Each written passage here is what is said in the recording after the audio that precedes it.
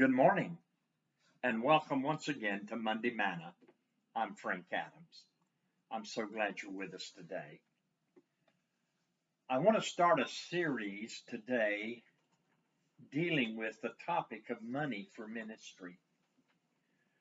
This series will take us several weeks, but hopefully we can present some insights that may be helpful, beneficial, and instructive and encouraging to those of you who deal in ministry, and particularly in the areas of leadership and finance.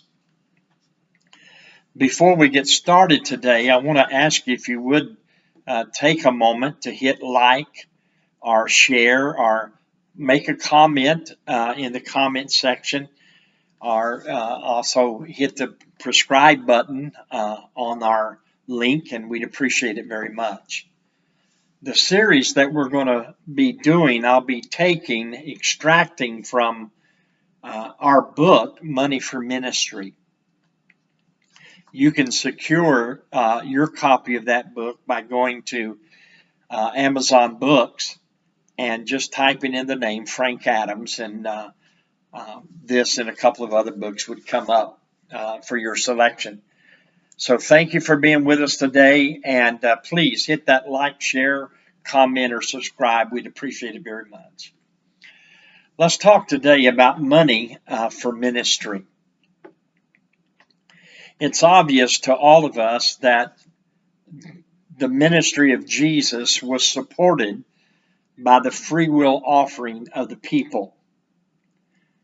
I don't recall an occasion from Scripture in which Jesus actually receives an offering, but it is obvious, nevertheless, that he was supported in his ministry and that of the apostles by individuals who gave free will offerings to support the needs of his ministry. In Luke chapter 8, they name specifically a couple of women who supported his ministry, but then it also said many others provided for them or for him out of their means. So Jesus' ministry was supported by the free will offerings of God's people. And it continues to be such today. Money is essential for ministry. A Christian leader should not sense or feel squeamish or fearful when speaking clearly and articulating the scriptural realities of the believer's responsibility to support the ministry with their free will offerings. Some leaders seek to take on a spiritual persona by always saying, well, I avoid the topic of money or dealing with money. Actually, that's not a sign of spirituality. It's probably more a sign of being intimidated. When we are in leadership, we need to clarify and speak distinctly about the ways that God provides for his people and for his ministry. And leaders must be free from any sense of covetousness, the love of money, in order to serve Christ with integrity. So we need to be free from that, free from the love of money. The Bible declares that the love of money is the root of all kinds of evil. But if you're in leadership, the heart must be free from covetousness in order for your ministry to be effective. Judas had custody of the finances in the ministry of Jesus and was unfaithful and took for his own needs and interest of the treasury because he kept the money, and the scripture plainly declares that he stole the money. It's interesting that a lot of times we want to avoid the topic of money because we don't want to be associated with the quote unquote prosperity gospel. But I submit to you today that the opposite of prosperity is not poverty, it is sufficiency. The opposite of prosperity is not poverty, but it's sufficiency in all things, at all times, in all circumstances, in all situations. So money for ministry is essential. And so we want to talk about that. The first thing I want to talk with you today about is when money talks. This may take us 2 sessions. We probably won't get through all of it today, but next Monday we'll pick it up if we don't. When money talks, it is a fact that money has a voice and is not silent. In the 1950s, there was a popular television sitcom called The Honeymooners. The star was a character named Ralph Kramden, and Ralph was played by a Hollywood legend, Jackie Gleason. Ralph Kramden was a kind of a frustrated but optimistic bus driver who lived with his wife Alice in a small apartment in Brooklyn. In one episode, Ralph discovered a suitcase that had been left on his bus. The suitcase, when he opened it and examined it, was crammed full of $1 million in cash. The episode chronicled Ralph's struggle with keeping the money for himself or returning the money to its rightful owner. At one moment in the episode, Ralph declares in his Brooklyn high voice, "Money talks." The money continued talking to Ralph until he finally returned it at the conclusion of the episode. Ralph spoke the truth when he declared that money talks. Money has a voice, and when it talks, it speaks volume.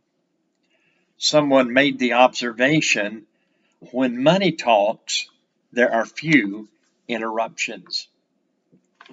When money talks, it speaks volumes about the individual. When money speaks, it provides insight into the individual personally.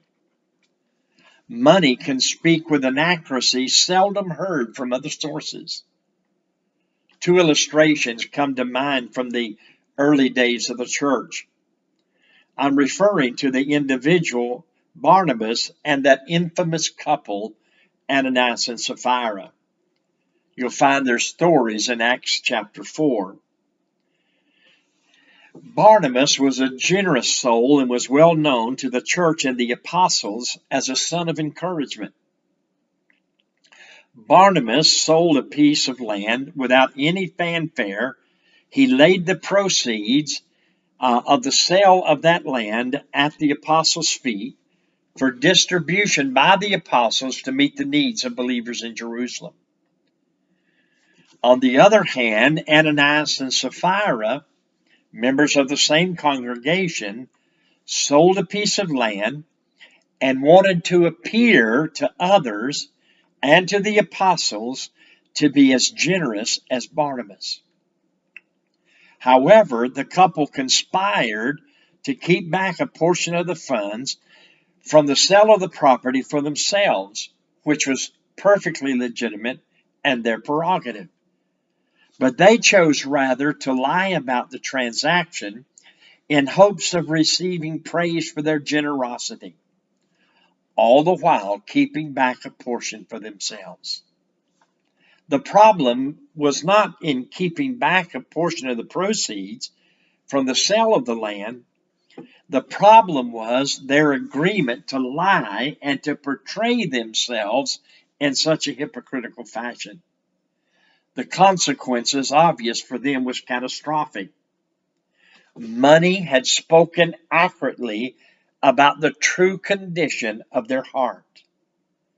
The message for the church today is, Be like Barnabas, not Ananias and Sapphira.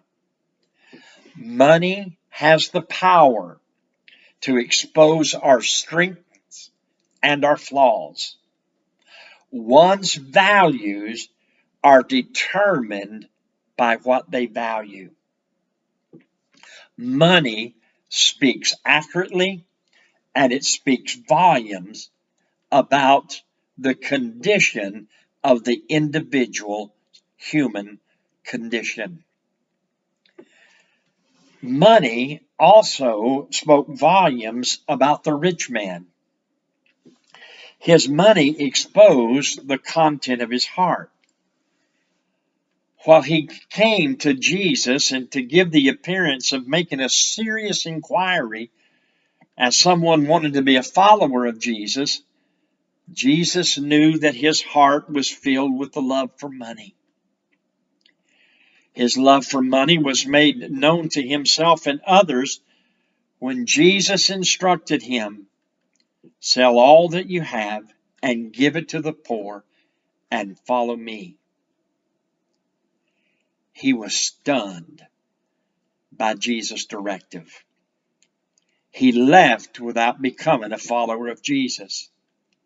And the sole purpose of that disappointment was because in his heart, he treasured his money more than he treasured Jesus. He treasured his own welfare rather than his eternal soul. Money testified to the idolatry of his heart. The same testimony was given by money in the account of the rich man and Lazarus in Luke chapter 16. Money actually exposed the bankruptcy of the rich man's heart and soul and the wealth of Lazarus. Though he had nothing in comparison to the rich man, money speaks and does not lie. Money provides an accurate diagnosis of the condition of one's heart. Our purse strings are attached to the heart. The rich man prospered and he thinks that he needs nothing, but he doesn't know that he's poor. There are two individuals in Scripture who have been memorialized for their view and handling of money. The first is Cornelius, a wealthy centurion, a devout man who feared God and gave alms generously. Cornelius and his house became the first full pagans to be welcomed into Christ's church. Acts chapter 10. The other was an unnamed female who entered the house of Simon, a leper, while having a meal with Jesus. She had a flask filled with very costly, fragrant oil. It was valued at least 2 years' wages for the average working person. She poured the oil on the head of Jesus, demonstrating her treasuring of him above all else. The sacrifice spoke volumes of her devotion to Christ. The others present, namely the disciples, viewed the act as a waste. It could only be deemed waste if one concluded that the oil was of more value than Christ himself. Jesus silenced the woman's critics and declared, "Assuredly, I say to you, wherever this gospel is preached, it will be preached as a memorial to her."